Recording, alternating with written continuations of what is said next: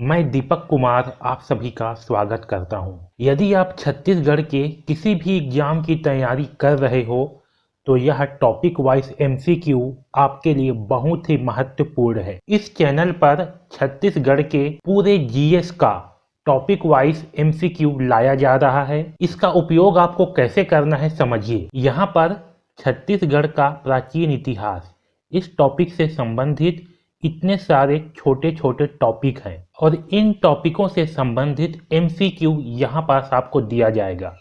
ठीक है, अब समझिए। जैसे कि आपने पाषाण काल का एमसीक्यू जो है हल किया, अगर आपसे पाषाण काल के सारे प्रश्न बन रहे हैं, इसका मतलब है कि आपका ये पाषाण काल वाला टॉपिक अच्छे से क्लियर है। लेकिन अगर आपसे प्रश्न जो है नहीं बन रहा है, मतलब ये टॉपिक जो है आपका अच्छे से क्लियर नहीं है, आपको इस टॉपिक को पुनः अच्छे से पढ़ने की आवश्यकता है। तो आप इन एमसीक्यू की सहायता से जो है समझ जाओगे कि आपका कौन सा टॉपिक कमजोर है और कौन सा टॉपिक स्ट्रांग है, जिससे कि आप किसी भी एग्जाम की तैयारी कर रहे होगे, आप अच्छे ढंग से जो है तैयारी कर सकते हो। अभी तक जितने भी एग्जाम हुए हैं उनमें पूछे गए प्रश्नों को ही इस एमसीक्यू में रखा गया है। तो सारे के सारे प्रश्न जो है बहुत ही महत्वपूर्ण है और ये प्रश्न बार बार जो है एग्जामों में रिपीट होते रहते हैं। तो सारे प्रश्न बहुत ही महत्वपूर्ण हैं, तो वीडियो को लास्ट तक जरूर देखें। तो चलिए स्टार्ट करते हैं। पिछले 3 वीडियो में जो है हमने सर्वपुरी वंश तक के जितने भी महत्वपूर्ण एमसीक्यू प्रश्न था उसे जो है हल कर लिया है। आज के इस वीडियो में जो है पांडु वंश, सोमवंश, बाण वंश और पूरे टॉपिक से संबंधित कुछ विविध प्रश्नों को जो है हल करेंगे। और आज जो है ये छत्तीसगढ़ का प्राचीन इतिहास से संबंधित सारे एमसीक्यू प्रश्न जो है समाप्त हो जाएंगे। चलिए स्टार्ट करते हैं। देखिए, पांडु वंश जो है ये काफी महत्वपूर्ण वंश है और यहाँ से काफी सारे प्रश्न जो है पूछे जाते हैं। देखिए, श्रीपुर के पांडु वंश का प्रथम शासक कौन था? इसका जो है प्रथम शासक कौन था ये पूछा गया है। पहला ऑप्शन है इंद्रबल, दूसरा है उदयन, तीसरा है महाशिवगुप्त, चौथा है तीवरदेव। इसका सही आंसर है उदयन। ठीक है, उदयन को जो है पांडु वंश का आदि पुरुष भी कहा जाता है, लेकिन अगर वास्तविक संस्थापक पूछा जाएगा, वास्तविक संस्थापक, तो वो है इंद्रबल। ठीक है, याद रखना, यहाँ से 3-4 प्रश्न जो है पूछ दिए जाते हैं। एक पूछा जाता है वास्तविक संस्थापक, तो आएगा इंद्रबल। प्रथम शासक पूछेगा तो आएगा उदयन। यदि पांडुवंश का आदि पुरुष भी पूछा जाएगा तो भी आएगा उदयन। अब देखिए अगला क्वेश्चन। इंद्रपुर, जिसे वर्तमान में खरौड नगर के नाम से जाना जाता है, इसकी स्थापना किसने की थी? पहला ऑप्शन है उदयन, दूसरा है इंद्रबल, तीसरा है तीवरदेव, तीसरा है नन्नारा। सही आंसर है इंद्रबल। ठीक है, इंद्र से इंद्रपुर था, इंद्रबल से। छत्तीसगढ़ में अगला क्वेश्चन देखिए। प्राचीन काल में पांडु वंश के किस शासक ने कोसलाधिपति की उपाधि धारण की थी? पहला ऑप्शन है तीवरदेव, दूसरा है नन्नराज, तीसरा है हर्षगुप्त, चौथा है महाशिवगुप्त। इसका सही आंसर है ऑप्शन नंबर ए, तीवरदेव। अगला क्वेश्चन देखिए। तीवरदेव अनुयायी था। पहला ऑप्शन है वैष्णव धर्म का, दूसरा है शैव धर्म का, तीसरा है शाक्त धर्म का, चौथा है जैन धर्म का। इसका सही आंसर है ऑप्शन नंबर ए, वैष्णव धर्म का। अगला क्वेश्चन देखिए। कोसल मंडलाधिपति की उपाधि किस पांडुवंशी शासक ने धारण की थी? पहला ऑप्शन है नन्नराज प्रथम, दूसरा है नन्नराज द्वितीय, तीसरा है हर्षगुप्त और चौथा है बाल अर्जुन। इसका सही आंसर है ऑप्शन नंबर 2, नन्नराज द्वितीय। अगला क्वेश्चन देखिए। प्राचीन छत्तीसगढ़ के पांडु वंश के निम्नलिखित में से किस शासक ने मौखरी राजकुमारी वासटा से विवाह किया था? पहला ऑप्शन है तीवरदेव, दूसरा है चंद्रगुप्त, तीसरा है हर्षगुप्त, चौथा है महाशिवगुप्त। सही आंसर है ऑप्शन नंबर सी, हर्षगुप्त। अगला क्वेश्चन देखिए। सिद्धपुर में किस राजवंश के शासनकाल में रानी वासटा ने ईंटों से एक मंदिर का निर्माण कराया था? पहला ऑप्शन है नलवंश, दूसरा है सरपपुरी वंश, तीसरा है पांडु वंश, चौथा है सोमवंश। सही आंसर है पांडु वंश। अगला क्वेश्चन देखिए। महाशिवगुप्त के काल में कहाँ पर भगवान विष्णु के एक भव्य मंदिर का निर्माण कराया गया था? पहला है सिरपुर, दूसरा है आरंग, तीसरा है खरौद, चौथा है इंद्रपुर। सही आंसर है ऑप्शन नंबर ए, सिरपुर। अगला क्वेश्चन देखिए। प्राचीन छत्तीसगढ़ के किस राजवंश के शासनकाल में सिरपुर स्थित लक्ष्मणेश्वर मंदिर का निर्माण किया गया? पहला ऑप्शन है पांडु, दूसरा है सरभपुरी, तीसरा है नल, चौथा है राजऋषि तुल्यवन। सही आंसर है ऑप्शन नंबर ए पांडु। अगला क्वेश्चन देखिए, सिरपुर के पांडु वंश के महाशिवगुप्त बालार्जुन का धर्म क्या था? पहला ऑप्शन है बौद्ध, दूसरा है वैष्णव, तीसरा है शैव, चौथा है जैन। इसका सही आंसर है ऑप्शन नंबर सी शैव। अगला क्वेश्चन देखिए, छत्तीसगढ़ के महासमुंद जिला के किस शहर की ह्वेन-सांग ने 7वीं शताब्दी में यात्रा की? पहला ऑप्शन है सिरपुर, दूसरा है कबीरधाम, तीसरा है अंबिकापुर, चौथा है अहिवारा। सही आंसर है ऑप्शन नंबर ए सिरपुर। अगला क्वेश्चन देखिए, चीनी यात्री एवं साहित्यकार ह्वेन-सांग ने छत्तीसगढ़ के किस स्थल की यात्रा की थी? पहला है मल्हार, दूसरा है जांजगीर, तीसरा है दमूधारा, चौथा है तेलाग्राम। इसका सही आंसर है ऑप्शन नंबर ए मल्हार। याद रखना, ये जो चीनी यात्री ह्वेन-सांग था, इन्होंने जो है छत्तीसगढ़ के मल्हार और सिरपुर इन दोनों जगह की जो है यात्रा किया था, लेकिन ज़्यादातर जो है फेमस है वो सिरपुर, लेकिन मल्हार की भी यात्रा किया था, तो इसको भी ध्यान में रखेंगे। ओके, चीनी यात्री ह्वेन-सांग ने सिरपुर की यात्रा की थी 5वीं सदी में, 7वीं सदी में, 6वीं सदी में, 8वीं सदी में। इसका सही आंसर है ऑप्शन नंबर बी 7वीं सदी में, 639 ईस्वी में। ठीक है, तो जो 639 है ये आपका 7वीं सदी होगा। ठीक है, क्योंकि 600 के पार चले गया मतलब ये 7वीं सदी है। आया समझ में? तो 639 ईस्वी आपको सन भी याद रखना है और आपको सदी भी याद रखना है कि 7वीं सदी। अगला क्वेश्चन देखिए, 7वीं शताब्दी में चीनी यात्री ह्वेन-सांग ने निम्नलिखित में से किस स्थान को भेंट दी थी? पहला ऑप्शन है सिरपुर, दूसरा है मल्हार, तीसरा है रतनपुर, चौथा है खल्लारी। इसका सही आंसर है ऑप्शन नंबर ए सिरपुर। ठीक है, इन्होंने यात्रा जो है सिरपुर की भी किया था और मल्हार की भी किया था, लेकिन भेंट जो है इन्होंने सिरपुर पर दिया था, क्योंकि सिरपुर पे जो है मेन शासन था। अगला क्वेश्चन देखिए, तो पांडु वंश से जो है इतना ही महत्वपूर्ण प्रश्न है। ये प्रश्न जो है बार बार एग्जाम में पूछे जाते हैं, तो अगर आपसे ये सारे के सारे प्रश्न जो है बन गए होंगे तो आपका जो है ये पांडु वंश की तैयारी बहुत ही अच्छा है। और अगर आपसे प्रश्न जो है नहीं बने होंगे तो पांडु वंश को एक बार और अच्छे ढंग से पढ़िए। अब देखिए अगला क्वेश्चन सोमवंश से। यहाँ से जो है एक दो प्रश्न जो है बहुत ज़्यादा पूछे जाते हैं, बाकी यहाँ से जो है ज़्यादातर प्रश्न नहीं पूछे जाते।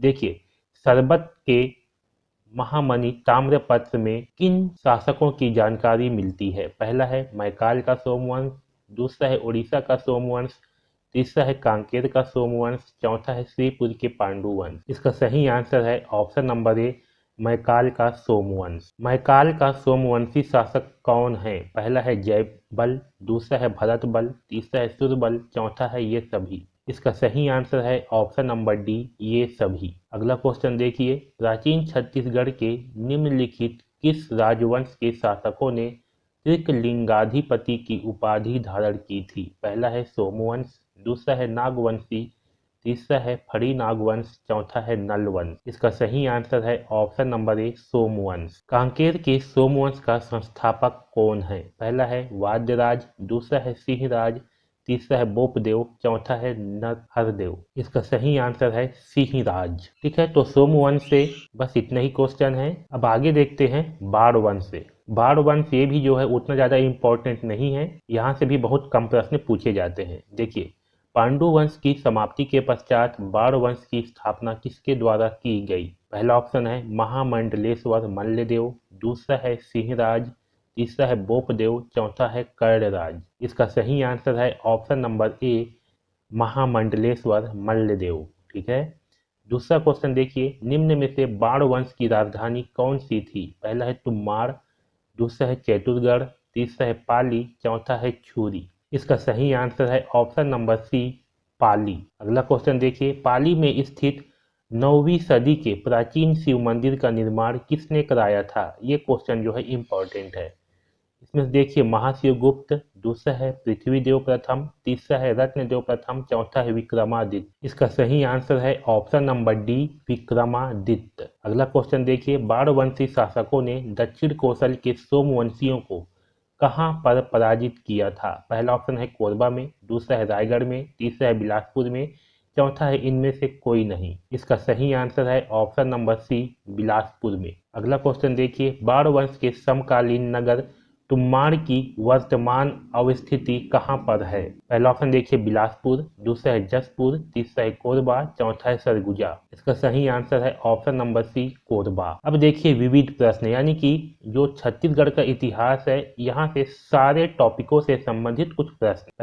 पहला देखिए, निम्नलिखित कथनों पर विचार कीजिए। महाजनपद काल की जानकारी बौद्ध यात्री वेनस्यांग की यात्रा वृत्तांत से भी मिलती है। दूसरा है, वैदिक साहित्य में नर्मदा नदी का उल्लेख रेवा नदी के रूप में मिलता है।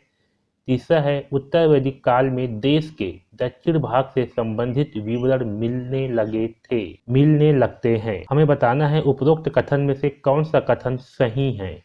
पहला ऑप्शन है केवल एक, यानी कि केवल ये पहला वाला कथन जो है सही है। दूसरा ऑप्शन है एक और दो, यानी कि केवल पहला और दूसरा कथन सही है। तीसरा ऑप्शन है एक और तीन, यानी कि केवल पहला और तीसरा कथन सही है।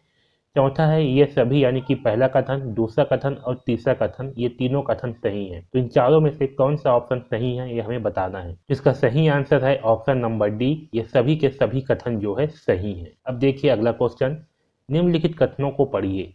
पहला है, समुद्रगुप्त की प्रयाग प्रशस्ति में उल्लेख है उसने कौशल के राजा महेंद्र को पराजित किया था। दूसरा है, सरभपुरी वंश के राजा प्रसन्न राज ने प्रसन्नपुर नगर की स्थापना की। तीसरा है, सोम यानी कि पांडु वंशी राजा महाशिवगुप्त बालार्जुन ने सिरपुर में अनेक बौद्ध विहारों का निर्माण किया। हमें बताना है कि उपरोक्त कथन में से सही उत्तर कौन सा है।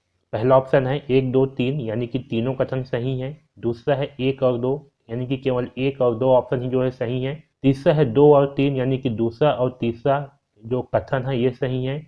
चौथा है एक और तीन, यानी कि पहला और तीसरा कथन सही है। इसका सही आंसर है ऑप्शन नंबर एक, एक दो और तीन, ये तीनों के तीनों कथन सही है। अगला क्वेश्चन देखिए, निम्नलिखित कथनों पर विचार कीजिए। पहला है, सिरपुर का लक्ष्मण मंदिर सरभपुरी शासकों ने बनाया।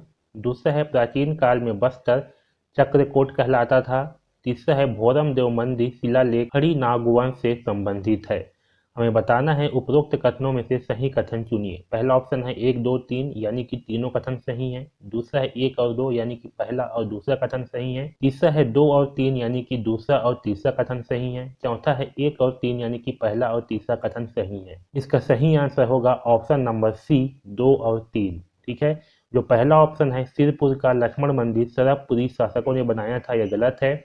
लक्ष्मण मंदिर का निर्माण जो है ये पांडु वंश के द्वारा किया गया था। अगला क्वेश्चन देखिए, निम्नलिखित राजवंशों ने प्राचीन काल में छत्तीसगढ़ में शासन किया, उनका सही कालक्रम चुनिए। पहला ऑप्शन है राजऋषि टुल्ल कुलवंश, दूसरा है सरभपुरी वंश, तीसरा है नल वंश, चौथा है चक्रकोट का नागवंश।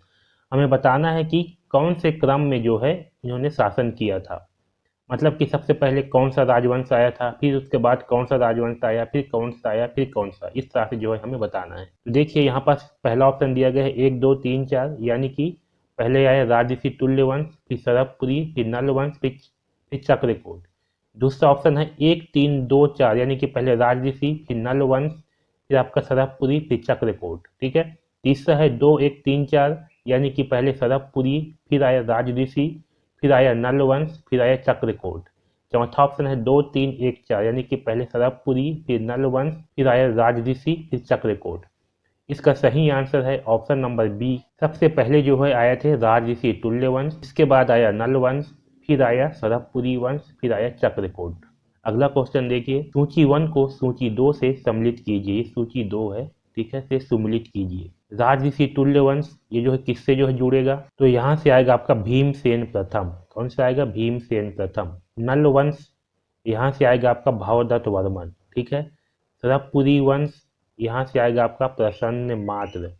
पांडु वंश से आएगा तीवरदेव। ठीक है, तो देखिए पहला का ऑप्शन क्या है, तीन, तो पहले नंबर पे आएगा तीन, फिर दूसरा का एक, ठीक है, तीसरा का चार और डी का दो। तो देखिए तीन एक चार दो वाला ऑप्शन कौन सा है, पहला ऑप्शन देखिए गलत है, दूसरा ऑप्शन भी गलत है, तीसरा ऑप्शन देखिए ये बिल्कुल सही है। ठीक है, तो सही आंसर है ऑप्शन नंबर सी। अगला क्वेश्चन देखिए, सूची वंश को सूची 2 से सम्मिलित कीजिए। यहाँ देखिए नल वंश, नल वंश से कौन सा आएगा, तो नल वंश से आएगा आपका भावदत्त वर्मा, ठीक है। सरभपुरी वंश, तो यहाँ से आएगा प्रसन्न मात्र। पांडु वंश से आएगा हर्षगुप्त, ठीक है।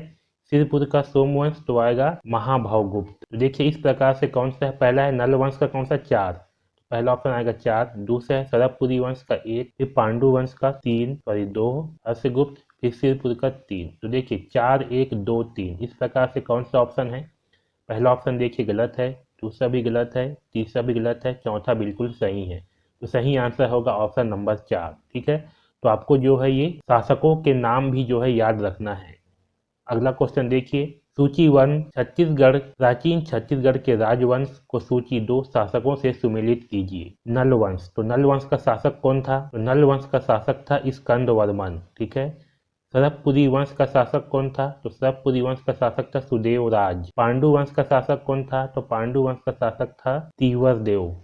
सोमवंश का शासक था शिवगुप्त, ठीक है। तो देखिए इसके लिए क्या होगा, पहला का 3, दूसरा का 4, तीसरा का 1 और चौथा का 2। तो देखिए इस प्रकार से कौन सा ऑप्शन है, पहला ऑप्शन गलत है, दूसरा ऑप्शन देखिए बिल्कुल सही है। तो सही आंसर होगा ऑप्शन नंबर 2। अगला देखिए, सूची 1 को सूची 2 से सम्मिलित कीजिए। यहाँ पास है प्राचीन राजवंश और शासक। राज ऋषि तुल्य वंश, इसका सही होगा भीमसेन, ठीक है। सरभपुरी वंश का है प्रसन्न मात्र। पांडु वंश का है महाशिवगुप्त। नल वंश इसका है भवदत्त वर्मन, ठीक है। तो देखिए राजऋषि तुल्य वंश के लिए है 2, ठीक। सरभपुरी वंश के लिए है 4, पांडु वंश के लिए है 1 और नल वंश के लिए है 2, नल वंश के लिए है 3, ठीक। तो देखिए इस प्रकार से कौन सा ऑप्शन है, पहला ऑप्शन गलत है, दूसरा ऑप्शन देखिए बिल्कुल सही है। तो सही आंसर है ऑप्शन नंबर 2। अगला क्वेश्चन है, निम्नलिखित में से कौन सी जोड़ी प्राचीन छत्तीसगढ़ का राजवंश और शासक सुमिलित है। हमें बताना है कि कौन सा जोड़ी जो है सही है। पहले देखिए सरभपुरी वंश से भवदत्त वर्मा, ये जो है हमारा गलत है। पांडु वंश से महाशिवगुप्त बालार्जुन, ये बिल्कुल जो है सही है, ठीक है। तो ऑप्शन नंबर 2 जो है सही है, बाकी जो है ये गलत है। तो सही आंसर होगा ऑप्शन नंबर 2। तो छत्तीसगढ़ की प्राचीन इतिहास से जो है बस इतना ही। यहाँ पास हमने जितना भी प्रश्न हल किया है, ये सारे के सारे प्रश्न जो है बहुत ही इंपॉर्टेंट है। और आपसे जो है जिस भी टॉपिक से प्रश्न आपसे नहीं बना है, उस टॉपिक को जो है अच्छे ढंग से पढ़िए और एक बार फिर से जो है इसका अभ्यास करिए। तो इस वीडियो में जो है बस इतना ही। अगर आपको ये वीडियो अच्छा लगा हो और ऐसे ही टॉपिक वाइज अगर आप वीडियो चाहते हो, तो इस चैनल को जो है ज़रूर सब्सक्राइब कर लीजिए। धन्यवाद।